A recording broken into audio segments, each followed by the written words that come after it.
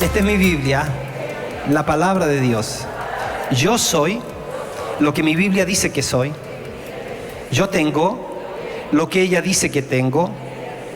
Puedo hacer lo que mi Biblia dice que puedo hacer. Hoy escucharé la palabra de Dios. Se me enseñará la palabra de Dios. Y ella transformará mi vida. Mi mente está receptiva y mi corazón está dispuesto. Declárelo. No seré jamás el mismo. Nunca, nunca, nunca. Amén.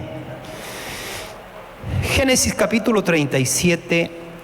El tema de mi mensaje es, ponga el título por favor, En camino al destino. Y vamos a empezar a ver algunos obstáculos que tanto a José como a nosotros se le apareció y se nos aparecerán en camino al destino. Leo dos pasajes y despegamos. Dice en Génesis 37, vamos a leer desde el verso, 5. Dice, y soñó José un sueño y lo contó a sus hermanos. ¿Qué pasó con José? Soñó un sueño. ¿Y qué hizo? Lo contó a sus hermanos. ¿Y qué hicieron ellos? Y ellos llegaron a aborrecerle más todavía. O sea, este versículo, este pasaje ya te dice que los hermanos ya le aborrecían, porque aquí dice que cuando él les cuenta el sueño, le aborrece más todavía. Y él les dijo, oíd ahora este sueño que he soñado. He aquí que atábamos manojos en medio del campo, y he aquí que mi manojo se levantaba y estaba derecho, y que vuestros manojos estaban alrededor y se inclinaban al mío. Le respondieron sus hermanos, ¿reinarás tú sobre nosotros o señorearás sobre nosotros? Eso es lo que está diciendo. Y dice, y le aborrecieron aún más a causa de su sueño y sus palabras. Entonces José siguió adelante, soñó aún otro sueño y lo contó a sus hermanos diciendo, he aquí, he soñado otro sueño, y aquí que el sol y la luna y 11 estrellas se inclinaban a mí. Está hablando de su papá, su mamá y sus 11 hermanos. Y lo contó a su padre y a sus hermanos, y su padre le reprendió y le dijo, ¿qué sueño es este que soñaste? ¿Acaso vendremos yo y tu madre y tus hermanos a postrarnos en tierra ante ti? Y sus hermanos le tenían envidia, mas su padre meditaba en esto. Amén. ¿Cuántos de ustedes han tenido experiencias en que Dios les ha dado una palabra de transformación para sus vidas? ¿Cuántos han tenido alguna experiencia sobrenatural con Dios? ¿Cuántos de ustedes han tenido una experiencia sobrenatural con Dios? A ver, en esta primera pregunta yo creo que todos tendrían que levantar la mano porque todos nacieron de nuevo. Pero me refiero, ¿cuántos de ustedes han tenido alguna experiencia en donde tú sabes que Dios te habló y que se provocó un momento de inflexión? O sea, es como un final y un nuevo comienzo en mi caminar con Dios. Yo creo que todos nosotros de una u otra manera estamos siempre atentos porque pensamos que lo que Dios nos ha hablado, cierto, desde el momento en que nacimos de nuevo, desde ahí comienza todo un proceso en nosotros de transformación, pero en el camino también aparecen hablares del Señor, lo voy a decir así, que vienen para confirmarnos o para darnos alguna indicación específica en nuestras vidas. Y fíjense que desde el momento en que Dios trae una palabra a nosotros, nosotros no nos imaginamos las implicancias que tendrá ese llamado, esa palabra, esa manifestación en nuestras vidas.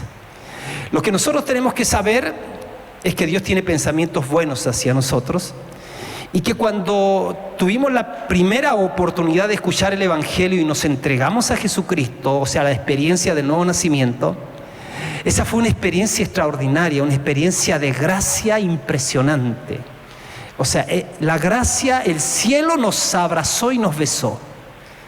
El escuchar que el Padre había gestado un plan de recuperación de nosotros para Él. Eso es extraordinario, y que en ese plan estábamos incluidos nosotros, y que eso implicaba que no solamente el Señor perdonaba nuestros pecados, sino que el Señor también nos ha sacado del reino de las tinieblas y nos ha puesto en el reino de su amado Hijo. Eso es extraordinario. Y hoy día nosotros estamos en ese caminar con Él, ¿cierto? En camino, y descubrimos algo interesante, que no solamente el Señor se muestra como el camino, sino que habla con nosotros, que tiene planes con nosotros. Eso tiene que ver con nuestro destino. Y desde el momento en que entregamos nuestra vida al Señor, entonces ahí estamos atentos, porque necesitamos enterarnos qué es lo que Dios tiene planeado para nosotros. Eso se llama descubrir destino. Fíjense que José tiene esta experiencia de primer inicio con Dios a través de que Dios le da sueños. José concibe uno o dos sueños de Dios, y el error que él comete es contárselo primero a sus hermanos. Pero a lo mejor no fue error, a lo mejor había algo que Dios quería mostrarle a José, porque si José no se daba cuenta de aquello que él tenía y que Dios tenía que sacar cosas de él no iba a poder llegar al cumplimiento de su destino en el tiempo que Dios se había propuesto que José llegara. Lo que vemos acá en este relato, primero, es que José le cuenta el primer sueño a sus hermanos, y dice que y sus hermanos le odiaban. Ustedes saben toda la historia, o la gran mayoría debe saberla, que José era el menor de Jacob, y Jacob amaba a José. Era como su favorito, porque lo había tenido en su vejez, le había mandado a hacer una túnica de colores, y eso de alguna manera le hizo ver a José, le hizo creer a José que él era superior a lo mejor a sus hermanos. Y en realidad no era superior, era distinto, pero no era superior. Así que José, desde todas esas experiencias, guardaba en su corazón algunas cosas que Dios luego tenía que trabajar con él para quitárselas. Así que quiero que tengas en mente esto de inicio. Nosotros hemos nacido de nuevo, pero nuestra más grande ocupación es: Señor, yo sé que ahora voy camino a cumplir propósito en esta vida, a cumplir destino, y quiero cumplirlo bien. ¿Qué hace José? José le cuenta el primer sueño a sus hermanos, que le odian. José aquí no tuvo sabiduría. José tenía 17 años y dice que va y le cuenta el sueño a sus hermanos, y lo aborrecieron cada día más a causa de su sueño. Luego José tiene un segundo sueño y lo cuenta a sus hermanos y a su papá, y dice que su padre, por causa de contarle ese sueño, ¿cierto?, en donde José siempre se veía gestionando como en el liderazgo, y su papá y sus hermanos también, quizás con él, pero en otra posición. Y dice que José le cuenta el segundo sueño a su padre y a sus hermanos, y su padre lo reprendió. Entonces lo reprendió, pero sin embargo dice que su padre quedó pensando qué sueño sería este. Fíjense que los sueños que Dios le dio a José, o que tuvo José, vinieron de Dios a los 17 años, pero Dios tenía pensado que José se iba a conectar con su destino recién a los 30 años. Así que desde los 17 hasta los 30 años pasaron 13 años. Esto es muy importante considerarlo. Ahora, lo que Dios quiere hacer, Dios, necesita un hombre, llama a un hombre, va a usar a un hombre, y lo que Él requiere de ese hombre es que así como lo encuentra no le sirve. Dios ama demasiado nuestras vidas para dejarnos tal como nosotros somos. Así que desde el momento en que tú vienes a Él, Él te perdona, Él sabe cómo vienes, pero Él quiere que tú entiendas que va a trabajar en ti, va a procesar tu vida, porque de otra manera no podrás cumplir tu destino. Si tú no te dejas procesar de aquellas cosas que arrastras, de aquellas cosas que todavía no te has dejado tratar, entonces es probable que si tú no dejas que Dios te trate, no logres llegar a tiempo o llegar a cumplir lo que Dios tiene para tu vida. Nosotros atravesamos pruebas porque fíjense que Dios quiere lograr carácter en nosotros. Nuestro carácter es lo que sostiene nuestro destino. Nunca tendrás un destino mayor que el tamaño de tu carácter. Así que Dios tiene sueños contigo. Dios tiene un gran sueño para ti. Jeremías capítulo 29, verso 11 dice: porque yo sé los pensamientos que tengo acerca de vosotros, dice Jehová. Pensamientos de paz y no de mal, pensamientos de prosperidad y no de mal, para daros el fin que esperáis. Entonces, si aquí hay algo que tenemos que entender, es que Dios tiene un sueño y un plan para cada persona. Diga conmigo: Dios tiene un sueño y un plan para mi vida. Sí, Dios tiene un sueño para ti. Dios tiene un sueño para mí. Y el sueño que Dios tiene para ti es muchísimo mayor que cualquier sueño personal que tú tengas. Es probable que Dios te encontró con una agenda llena de tus sueños personales. Y ahora viene el proceso en que tú tienes que estar dispuesto a dejar tus sueños personales a un lado para abrazar el más alto y el más grande sueño que Dios tiene para ti, que por supuesto también tiene muchas aristas positivas en eso, ¿no? No es una sola cosa, hay muchas cosas en el recorrido de tu vida. Ahora, la razón para esto es porque Dios, ¿por qué razón es que el sueño que Dios tiene es más grande que tus sueños? Porque por supuesto Dios es el más grande, porque Dios es la persona más sabia del universo, porque Dios es el que te ama por sobremanera, porque Dios es mucho mejor que tú. La Biblia dice que los pensamientos que Él tiene con respecto a nosotros son más grandes que nuestros pensamientos, que son pensamientos de bien. Dios no puede pensar mal. Dios no puede pensar en estancamiento. Él piensa siempre en avance, Él piensa siempre en lo mejor. De Él fluye la vida, de Él fluye el amor. Sus pensamientos siempre son más grandes que tus pensamientos y sus caminos siempre serán mejores que los tuyos.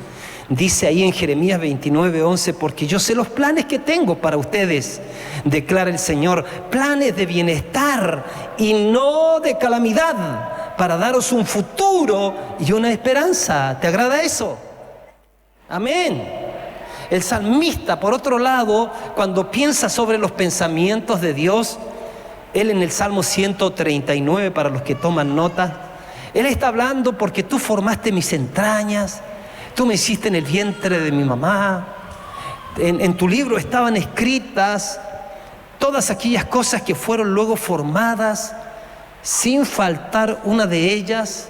O sea, cuando Dios te creó, soñó por la eternidad y para la eternidad contigo. Y David empieza a describir eso en el Salmo 139, y en una parte de esa reflexión concluye, dice: cuán preciosos me son, oh Dios, tus pensamientos. Cuán grande es la suma de ellos. Si los contara serían más que la arena, y al despertar aún estoy contigo. Dice que si yo contara esos pensamientos maravillosos que tú tienes para conmigo, ¿sabe? Son más que la arena del mar. Piensa entonces en todos los planes y en todos los sueños que Dios tiene para contigo. Dios entonces soñó contigo y dice: cuán precioso me son, oh Dios, tus pensamientos. A ver si los que están ahí en la pantalla me pueden ayudar con los versículos y todo eso. De esa manera trabajamos juntos, ¿les parece? Entonces Dios tiene un plan para cada persona. Eso es un primer punto. Y el sueño de José provenía de Dios. No podemos negar eso. Dios le dio estos sueños a José, pero Dios le dio esos sueños para prepararle para su destino. A ver. Dios le da esos sueños a José porque quiere preparar a José para su destino. El destino de José no es que se convierta en un soñador de sueños. El destino de José no es ser conocido como el soñador. Dios le da un sueño a José porque quiere trabajar con él para prepararlo a cumplir su destino. José fue probado una y otra vez, y en esta ocasión José tenía que pasar el primer obstáculo en su vida cuando le vino el sueño. Y de inicio, usted se va a dar cuenta, si mira, este primer obstáculo no lo aprobó de inicio José. José no aprobó pasar su primer obstáculo. Fíjese que, Dios le da un sueño a José, pero obviamente ese sueño iba a revelar un montón de cosas que estaban en la vida de José. José iba a cumplir el sueño, José iba a ir adelante de ese sueño, pero para llegar a conectarse con su destino iban a aflorar un montón de cosas que no estaban resueltas en la vida de él. Y yo te digo una cosa, cuando Dios te llama y Dios nos llama, nosotros no entendemos que empezamos a ser procesados en muchas cosas. Y a veces nosotros no aguantamos ese proceso, porque lo que tenemos dentro es más fuerte. Y esa es la razón por qué hay gente que pulula de congregación en congregación, porque ellos no entienden que pueden cambiar al maestro todas las veces que se le dé la real gana, pero la lección continúa. Y Dios tiene tanta gracia para con nosotros en que Dios una y otra vez nos esperará hasta que nosotros aprobemos. Eres repitente, ya muy bien, pero no se echa a morir, sino que yo voy a tener paciencia contigo y te voy a esperar para que intentes de nuevo, intentes una y otra vez y voy a estar contigo, pero tú tienes que dejarte procesar. Así que tú puedes cambiar cuantas veces quieras al maestro, pero la lección continuará hasta que aprendas. Fíjense que en el Salmo 105, el segundo texto que quería que leyéramos y no lo leí de inicio, pero léalo por favor, Salmo 105, dice el verso 17, Dios está hablando de lo que pasó con la vida de José cuando es sacado de en medio de sus hermanos y de su papá y es llevado a Egipto. Y dice, esta es la historia desde del punto de vista de Dios, porque desde el punto de vista de José, José le contó los sueños a sus hermanos lo envidiaron y lo echaron al pozo, ¿cierto? A una cisterna. Y después fue vendido como esclavo y fue llevado allá a Egipto. Fue vendido como esclavo allá, ¿no es cierto? Pero desde el punto de vista de Dios, mire lo que dice, envió un varón delante de ellos. Dice a José que fue vendido por siervo. Sigue por favor. Y dice, afligieron sus pies con grillos. En cárcel fue puesta su persona después de haber soñado y haberle contado el sueño a sus hermanos. Hasta la hora que se cumplió su palabra, la palabra de Dios. El dicho de Jehová le probó. En la versión original dice, le procesó. José, ¿te gusta concebir el sueño de Dios? ¿Te agrada una palabra de Dios? Muy bien. Ahora, para el cumplimiento de esa palabra, hasta que llegues donde Dios te dijo, vas a necesitar ser procesado. Y van a haber cosas en tu vida que te van a mostrar que hay cosas dentro de ti que no te gustan. Pero Dios de verdad quiere trabajar en eso en tu vida. Esta es la razón por la que nunca hemos de poner un punto donde Dios ha puesto una coma. Porque a veces estamos intentándolo y no nos sale y nos sentimos fracasados y decimos, no, ya no voy más. Y el Señor dice, momento, no pongas un punto donde yo he puesto una coma, inténtala una vez más. Y de repente vamos otra vez y una y otra vez pensamos que hemos superado tal cosa y no la hemos superado, pero Dios insistirá en su gracia maravillosa hasta que lo superemos. ¿Por qué? Porque el Señor nos está preparando para cumplir destino. El cumplir destino es más importante que simplemente ser bendecido en la vida.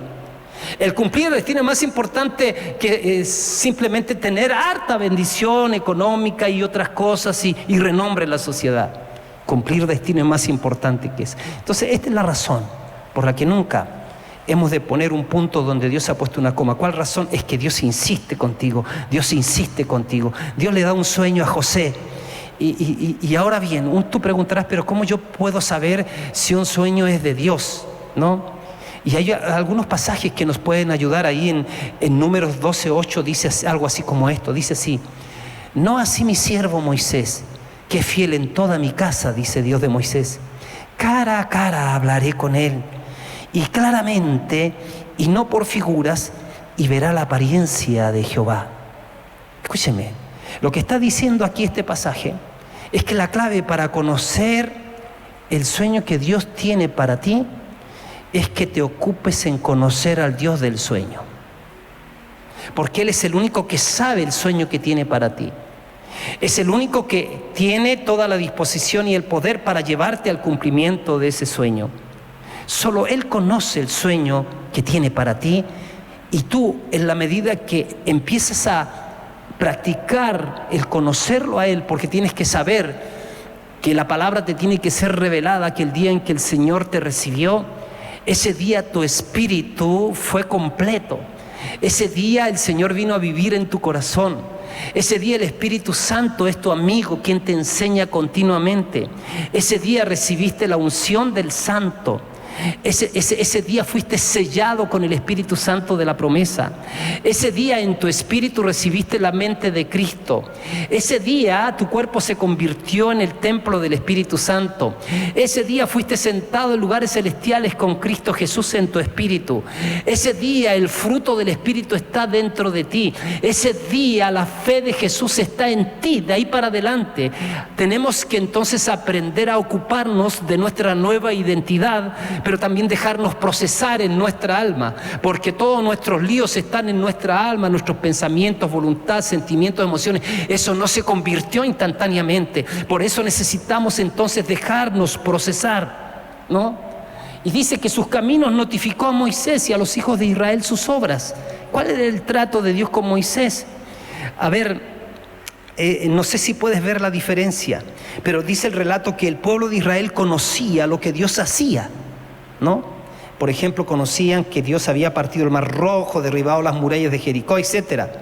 Pero Moisés conocía a Dios. El pueblo conocía el cómo lo hacía, pero pero Moisés conocía el por qué Dios lo hacía. Los israelitas sabían cómo Dios lo hacía, pero Moisés tenía un trato más íntimo.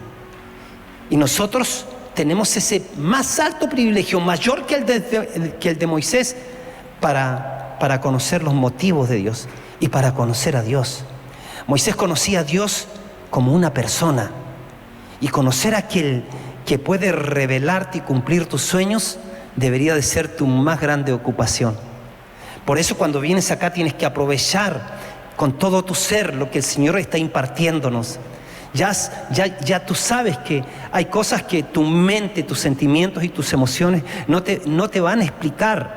Te van a decir: no, tú estás descalificado, no creo que tú estés sentado en lugares celestiales, no creo que tú seas un hijo de Dios, no creas que tú fuiste sacada del reino de las tinieblas al reino de la luz. Eso te pueden decir tus pensamientos no renovados.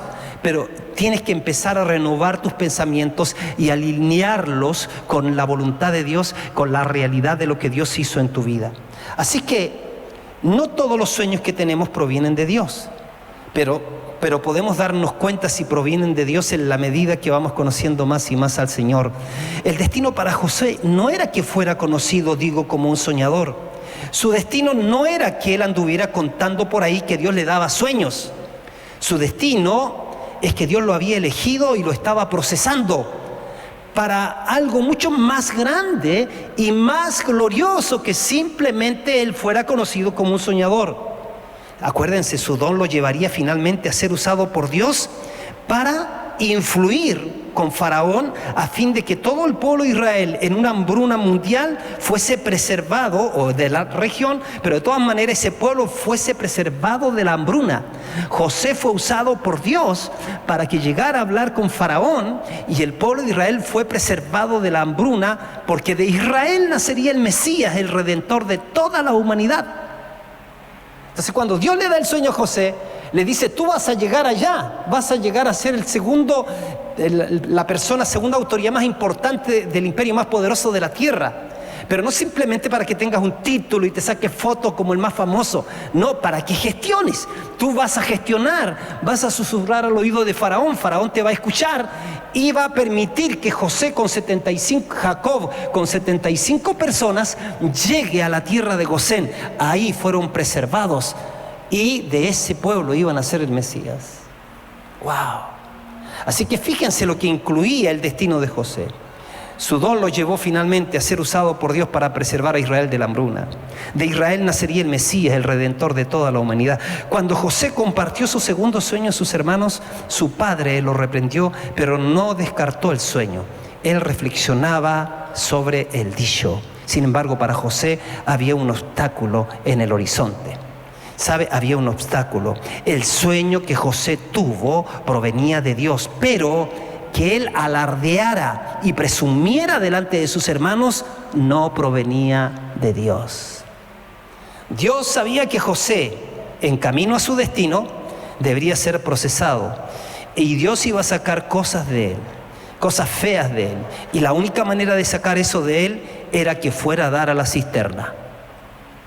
Dios sabía que José, porque tenía un problema, lo iba a contar a sus hermanos, y por contarle a sus hermanos, por ser así como despreocupado en eso, entonces los desacatados lo iban a tirar a la cisterna, iba a ser después, hay una historia ahí. El sueño hizo que José sacara al descubierto un primer obstáculo en la vida de José. José presumió, hizo alarde de su sueño, pero Dios, mira qué interesante es esto. Dios te salva porque te ama. Pero Él te ama tanto, te ama tanto, que Él va a hacer todo lo posible para no dejarte tal como tú llegaste. Hay gente que entra en los procesos de Dios y empiezan a patalear y le echan la culpa a medio mundo por lo que están pasando. Momento, es Dios simplemente que te está procesando. Es porque hay cosas más importantes que tienes que ver, que tienen que salir dentro de ti, que aquellas cosas que tú crees que tienen que salir de la gente. Dios hizo exactamente lo que tenía que hacer para obrar en la vida de José. El Salmo 105 trajo hambre sobre la tierra y quebrantó todo sustento de pan, dice. Envió un varón delante de ellos, a José, que fue vendido por siervos. Dice que lo que hicieron con José lo vendieron por siervo, afligieron sus pies con grillo, lo echaron a una cisterna, lo vendieron por siervo, afligieron sus pies con grillo. En cárcel fue puesta su persona hasta la hora que se cumplió su palabra. Y agrega, el dicho de Jehová lo terminó de procesar. ¡Wow! José en esta etapa aún no había comprendido que un gran destino conllevaba grandes responsabilidades. Escúcheme. Responsabilidades que requieren de un carácter firme. Es probable que Dios te haya marcado el destino. Si tú no dejas tratar tu carácter, es probable que te saque por un tiempo de eso que vas para tratarte. Eso puede demorarse 1 año, 2 años, 3 años, 20 años, los años hasta que tú aprendas. Ese es el tema. ¿Por qué? Porque carácter lo es todo. Es fácil emocionarse acerca de los planes que Dios tiene para con uno, sin tener idea acerca de la fortaleza que necesitaremos para llevarlo a cabo. Es que ya Dios te quiere usar, y entonces hay palabras proféticas. Dios te va a usar para ministrar a miles. Gloria a Dios, gloria a Dios. ¿Sí? ¿Estás seguro? ¿Vas a aguantar con miles? ¿Miles de bendiciones que a veces van a ser miles de problemas?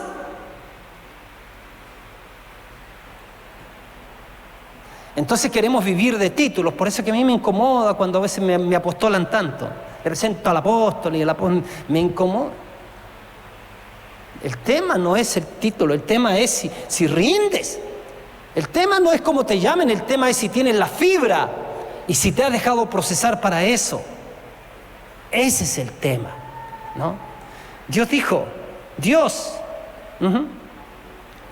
va a procesar nuestras vidas. Él quiere que estemos completamente equipados para llevar adelante la obra.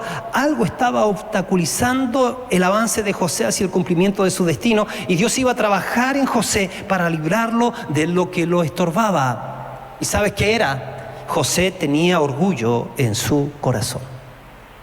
Entonces, por eso, el obstáculo del orgullo. José tenía orgullo en su corazón antes del sueño. Antes de soñar ya José tenía orgullo, porque José se veía mejor que sus hermanos. Ahora, que se viera diferente es distinto a que se viera mejor. Si él se hubiese visto diferente, no es problema, pero él en el tiempo se empezó a ver mejor, y ese fue su problema. Y cada vez que nosotros, escúcheme, hacemos un juicio sobre el comportamiento de los demás, eso revela una actitud orgullosa de nuestra parte. Y parece que José tenía una actitud orgullosa. Dios sabía que José era orgulloso, y aún así, a pesar de que sabía que José era orgulloso, Aún así era la debilidad predominante de José, aún así Dios le dio un sueño. Dios tenía en mente un gran destino para José. Y de seguro que Dios había planeado que José entrara a su destino a los 30 años. Así que se tomó 13 años para procesarlo. Jesús tuvo 30 años de preparación para 3 años y medio de exposición. El problema nuestro es que queremos 3 años y medio de preparación para 30 de exposición. Y cuando estamos siendo procesados, más encima rehuimos del proceso. Dios tenía en mente un gran destino para José. De seguro que Dios había planeado que José entrara a su destino a los 30 años. Así que se tomó 13 años para procesarlo. Dios estaba empeñado en que José aprobara, como está empeñado en que tú apruebes. Así que Dios va a esperar cuantas veces sea necesario para continuar contigo. Si eres un hueso duro de roer, Dios va a esperar contigo y te va a dar la oportunidad una y otra vez. ¿Cuántos de ustedes son huesos duros de roer? Han sido huesos duros de roer. Si trajéramos al apóstol Pablo acá, ¿sabés qué diría? Muchos de ustedes debiendo ya ser maestros, les diría. Me es necesario hablarle otra vez de los rudimentos. ¿Cuántos años llevas? Y ahí estás otra vez, que dale, que a ver, convénzame, pastor, a ver si un ángel se aparece para que... Oh. Y pasan los años. Y tú dices, yo creo que soy maduro. Y a momento, te has convertido en más duro, pero no es maduro. Así que Dios, al darle el sueño a José, estaba ayudándolo a tomar los primeros pasos necesarios hacia su destino. ¿Cómo? Revelando el orgullo de su corazón. Permitiéndole que José expresara, ¿cierto?, lo que había en su corazón, y entonces le estaba dando la oportunidad a José para trabajar en ese obstáculo. Cada uno de nosotros, hermanos queridos, tendrá que enfrentarse con esto en algún momento en la vida, o a lo mejor ya te has enfrentado. El Señor dice, estando persuadido de esto, que aquel que comenzó la buena obra en ustedes, Él la va a perfeccionar hasta el día de Jesucristo. Pero si te entregaste a Jesucristo, ten por seguro que Dios te va a llamar para ver, veamos esta cosita que hay ahí, ¿no? Cada uno de nosotros va a tener que enfrentarse con el obstáculo del orgullo. ¿Cómo saber si hay orgullo en mi corazón? Primero, por aquellas cosas que hablamos. Por hablar, muchas veces te vas a dar cuenta. Hay textos que tú puedes llevar a tu casa. No tengo tiempo para leerlos todos, pero en Mateo capítulo 12, verso 34, dice así, Mateo 12, 34, dice: generación de víboras, ¿cómo podéis hablar lo bueno siendo malos? Porque de la abundancia del corazón habla la boca. Una de las cosas de repente que sucede con el orgullo es que decimos cosas contra mucha gente. Hablamos mal de la iglesia, generalizamos. Alguien me hace un daño en la iglesia, entonces digo, no, la iglesia, todos. No decimos que el ratón se comió el queso, decimos que los ratones se comieron el queso. Y muchas veces yo he aparecido en defensa de la iglesia. Para. Estás hablando de aquella iglesia que el Señor compró a precio de sangre. Para. Una vez se encuentra un pastor con un hermano. Le dice, pastor, me encontré con una persona que por 25 minutos estuvo hablando mal de usted. El pastor le dijo, ¿y estuviste 25 minutos escuchándole y no le dijiste nada?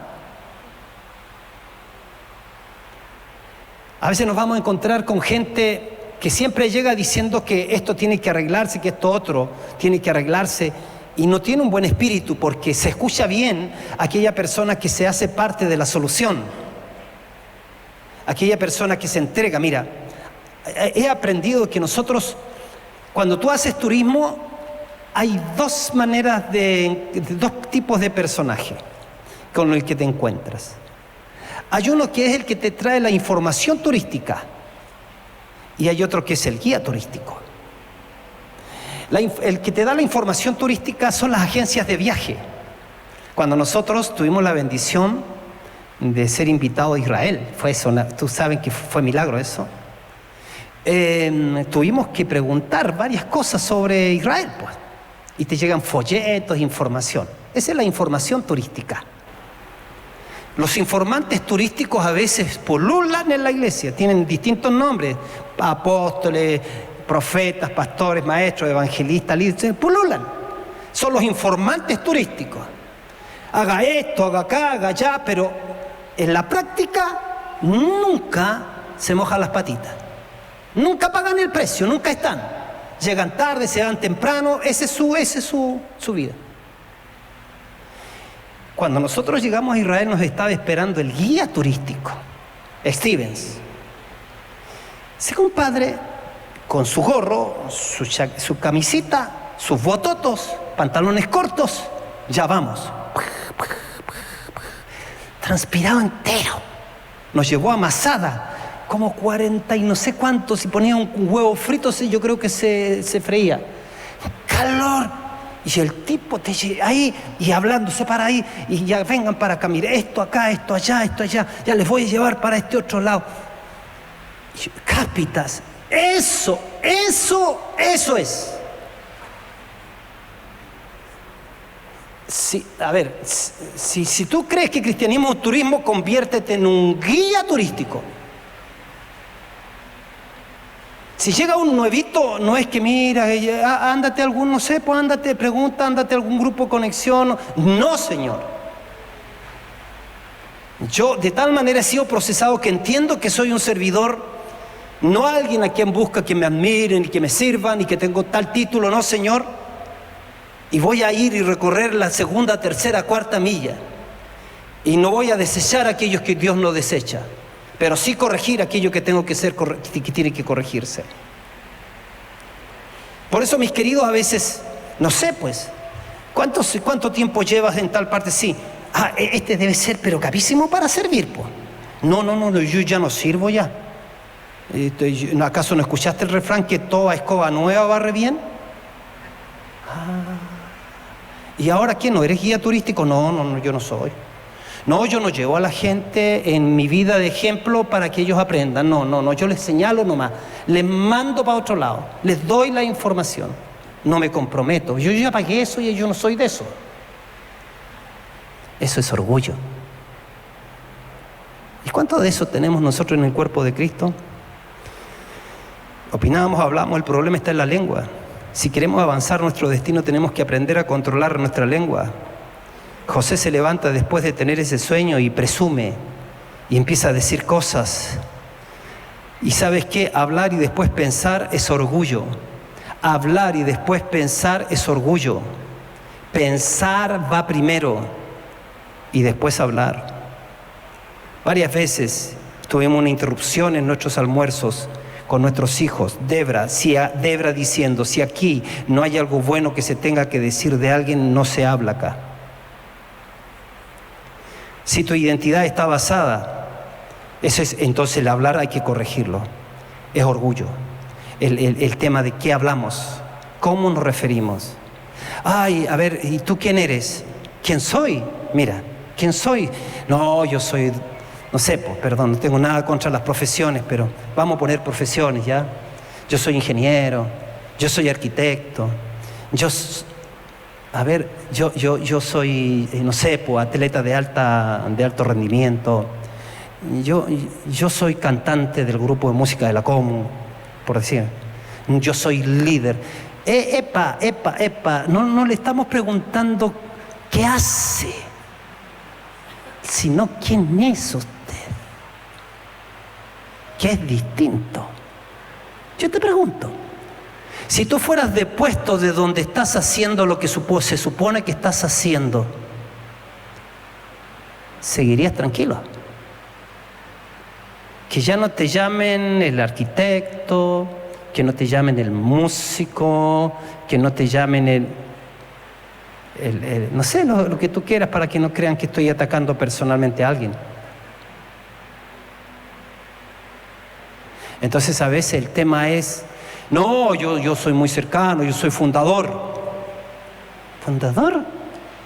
Bueno, sabía que habías vivido desde los comienzos de la iglesia, porque la iglesia fue fundada por Cristo. Y este me está diciendo acá que es fundador.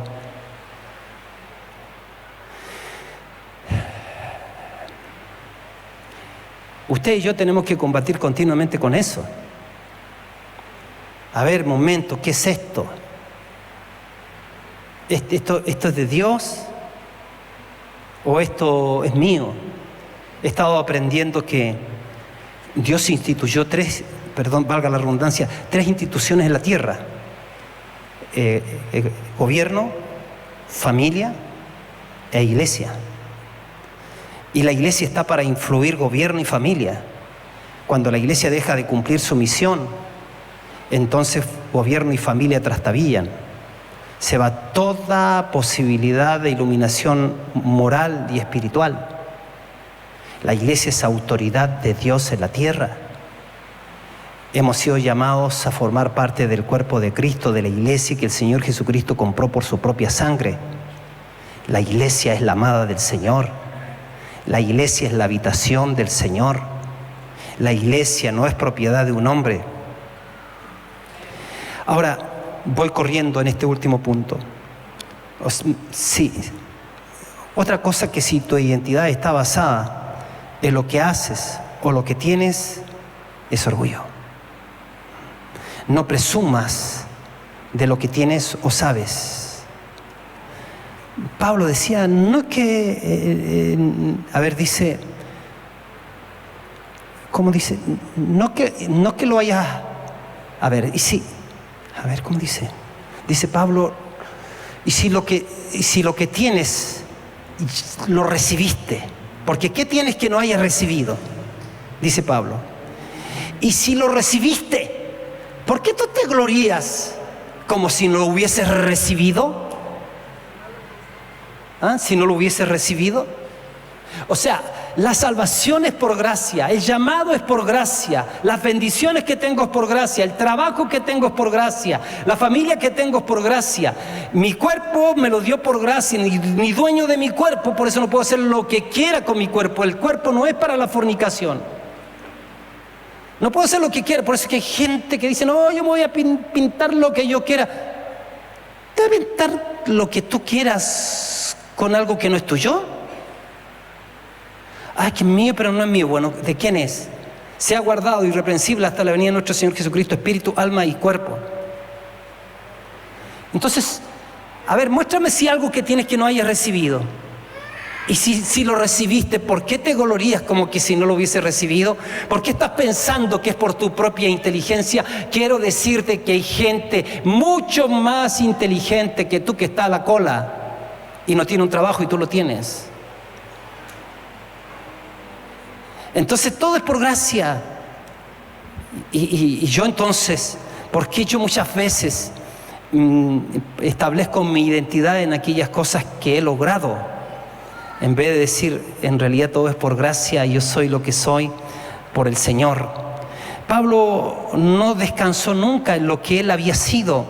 Él dice, muchachos, si hay que gloriarse en la carne, ya gloriémonos. Dice, mira, yo estudié a los pies de Gamaliel, en la universidad más potente de su época. Yo era fariseo de fariseos. En cuanto a la ley, yo era irreprensible. Yo en cuanto al linaje era de la tribu de Benjamín. ¡Wow! Se dice que Pablo era un cerebro iluminado. Pero Pablo dice, yo todas esas cosas las he estimado como pérdida por la excelencia del conocimiento de Jesucristo. Mi identidad está en lo que yo soy en Él, no lo que yo hubiese sido antes. Y eso te hace humilde. Por eso, mis queridos, tenemos que tratar con la raíz del orgullo. La raíz, ¿sabes cuál es la raíz del orgullo? Es la inseguridad. El orgulloso es inseguro. El otro día una querida hermana me manda un audio preciosa y me dice, Guillermo, hemos transitado por esta vida. Y empieza a hacerme un recuento de nuestro recorrido, nos conocemos de años. Dice, hemos muerto una y otra vez. Y claro que sí. Porque cuando te sorprendes que estás de alguna manera confiando en tus propias cosas, tú dices, en realidad, yo soy lo que mi Biblia dice que soy. Yo tengo lo que mi Biblia dice que tengo. Puedo hacer lo que mi Biblia dice que puedo hacer.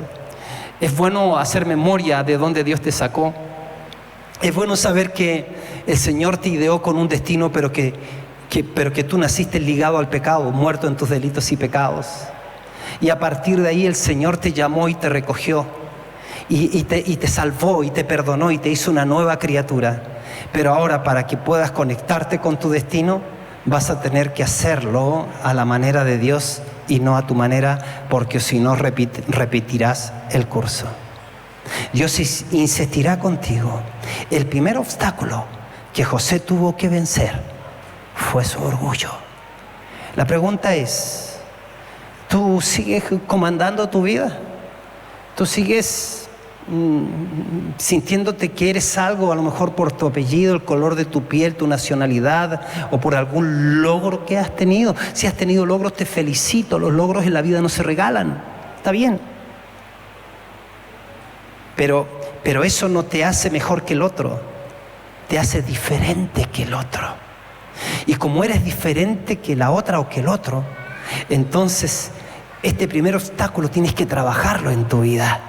¿Para qué? Porque tú te sabes una mujer de destino, tú te sabes un hombre de destino.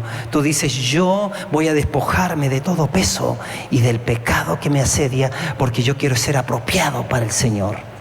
Y no me voy a fijar tanto rato en que no puedo, voy a confiar en su gracia, y lo importante es regular la actitud e ir adelante y decir, Señor, te hago caso a ti, voy a depender de ti. Por favor, trabaje en mi vida, enséñame a ser humilde. Y un humilde no es el que niega lo que es en Cristo. Un humilde dice, sí, lo hice excelente, lo hice de lo mejor, pero lo hice gracias a ti, Señor. Tú me das la gracia, tú me das la autoridad, tú me das la fuerza. Pónganse en pie, por favor.